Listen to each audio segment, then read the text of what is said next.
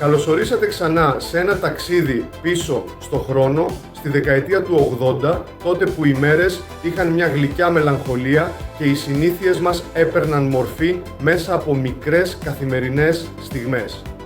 Στο πρώτο μέρος αναπολύσαμε τα παιδικά μας χρόνια, τα παιχνίδια, τις γεύσεις και τις εικόνες που έκαναν εκείνη την εποχή μοναδική.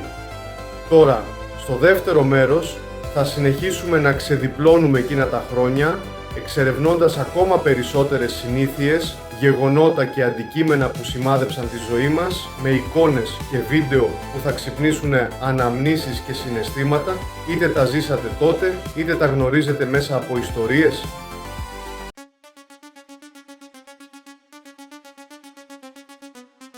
Στη δεκαετία του 80, λίγες σειρές κατάφεραν να αφήσουν τόσο έντονο αποτύπωμα όσο το Knight Rider. Το μαύρο ενιγματικό αυτοκίνητο με το κόκκινο σκάνερ μπροστά, ο θρυλικός Kit, έγινε σύμβολο μιας ολόκληρης γενιάς. Δεν ήταν απλά μια τηλεοπτική περιπέτεια, ήταν το όνειρο κάθε παιδιού να έχει έναν αχώριστο φίλο μηχανή που μιλάει, που σώζει καταστάσεις, που τρέχει πιο γρήγορα από οποιονδήποτε. Και μαζί με τον Michael Knight η φαντασία μας ταξίδευε σε κόσμους γεμάτους δράση, τεχνολογία και ελπίδα ότι το μέλλον θα είναι λίγο πιο λαμπερό, λίγο πιο ηρωικό. Για εμάς ο ήχος του σκάνερ και το σκοτάδι που έσχιζε το αυτοκίνητο ήταν η μουσική υπόκρουση μιας παιδικής ηλικίας που δεν ξεχνιέται. Στη δεκαετία του 80, ένα από τα πιο αγαπημένα παιδικά αξεσουάρ ήταν τα ρολόγια με θεματολογία από τηλεοπτικές σειρές. Ανάμεσά τους ξεχώριζε το ρολόι Dukes of Hazzard, εμπνευσμένο από τη διάσημη αμερικανική σειρά που έπαιζε τότε και στη χώρα μας. Με πολύχρωμα λουράκια, φιγούρες των χαρακτήρων και φυσικά τον θρυλικό General Lee, τα ρολόγια αυτά δεν ήταν απλώς για να δείχνουν την ώρα, ήταν σύμβολα μόδας και παιδικής λαχτάρας. Τα φορούσαμε περήφανα στο σχολείο, τα δείχναμε στους φίλους μας και νιώθαμε πως κουβαλάμε μαζί μας ένα κομμάτι από τον κόσμο της τηλεόρασης. Το κασετόφωνο ήταν το απόλυτο σύμβολο της δεκαετίας του 80. Μικρό ή μεγάλο, φορητό ή σταθερό, είχε πάντα μέσα του μια κασέτα με αγαπημένα τραγούδια ηχογραφημένα από το ραδιόφωνο, συχνά με τις φωνές των εκφωνητών να μπερδεύονται πάνω από τις νότες. Ήτανε το μέσο με το οποίο μάθαμε να αγαπάμε τη μουσική, να φτιάχνουμε τις πρώτες μας συλλογές και να τις ανταλλάζουμε με φίλους.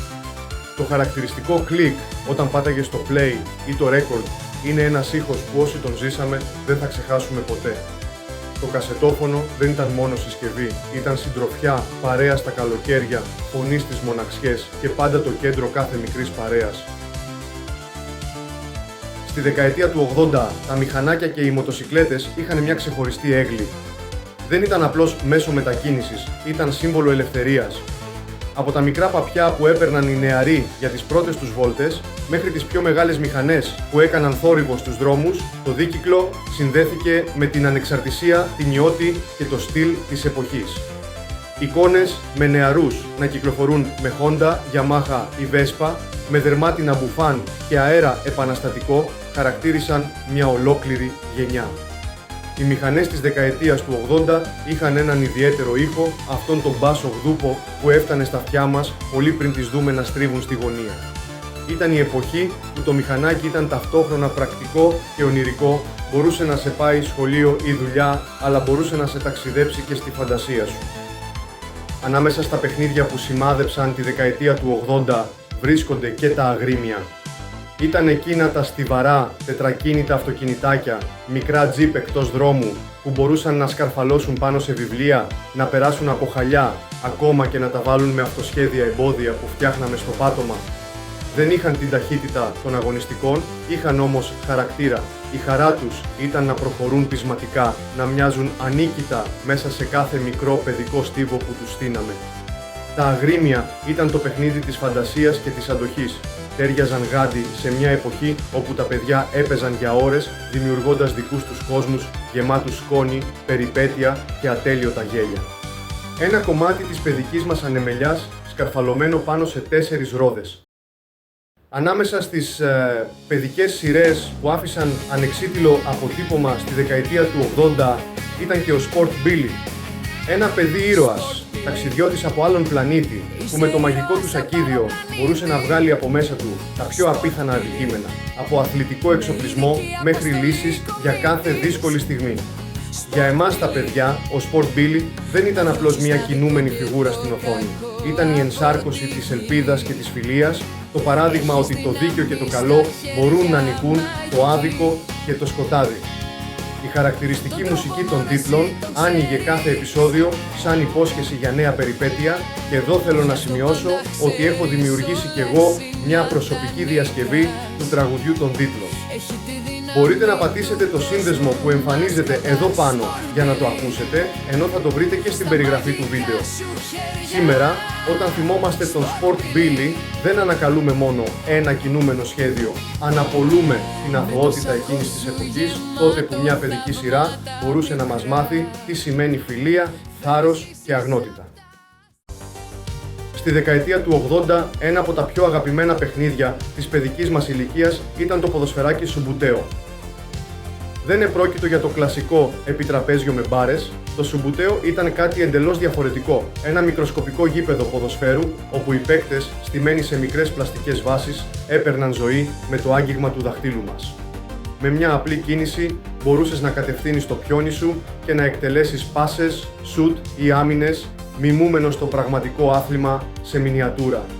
Ήταν παιχνίδι που απαιτούσε τεχνική, στρατηγική και πολλή φαντασία.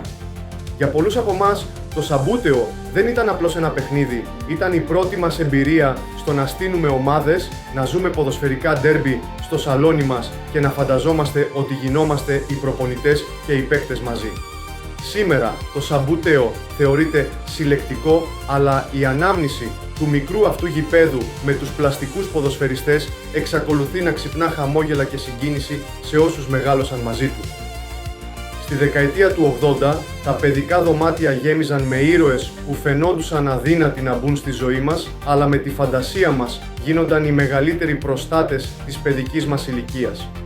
Ο He-Man, ο πιο δυνατός του σύμπαντος, ξεχώριζε με το ξύφος της δύναμής του και την ικανότητά του να υπερασπίζεται το κάστρο του Grayskull από τα κακά σχέδια του Skeletor. Κάθε φιγούρα, κάθε όπλο, κάθε αξεσουάρ αποτελούσε ένα μικρό κομμάτι ενός φανταστικού κόσμου, όπου τα παιδιά γίνονταν μέρος μιας μεγάλης περιπέτειας, όπου το καλό νικάει πάντα το κακό. Ήταν παιχνίδι που δεν απαιτούσε μόνο δύναμη στα χέρια, αλλά και φαντασία, στρατηγική και ιστορίες που οι ίδιοι γράφαμε στο μυαλό μας. Σήμερα ο He-Man είναι σύμβολο μιας εποχής όπου η φαντασία κυριαρχούσε και η παιδική αθωότητα έλαμπε μέσα από τα πολύχρωμα πλαστικά του παιχνίδια. Κλείνοντας το δεύτερο ταξίδι μας στη μαγεία της δεκαετίας του 80, είδαμε παιχνίδια, σειρές και αντικείμενα που γέμιζαν τα παιδικά μας δωμάτια με φαντασία και χαρά. Αν σας ξύπνησαν αναμνήσεις, γράψτε στα σχόλια ποια παιχνίδια, συνήθειες ή μικρά πράγματα από τη δεκαετία του 80 θυμάστε, ώστε να τα συμπεριλάβουμε στο επόμενο επεισόδιο. Μην ξεχάσετε να κάνετε subscribe για να ειδοποιηθείτε όταν βγει το τρίτο μέρος και να συνεχίσουμε μαζί αυτό το νοσταλγικό ταξίδι.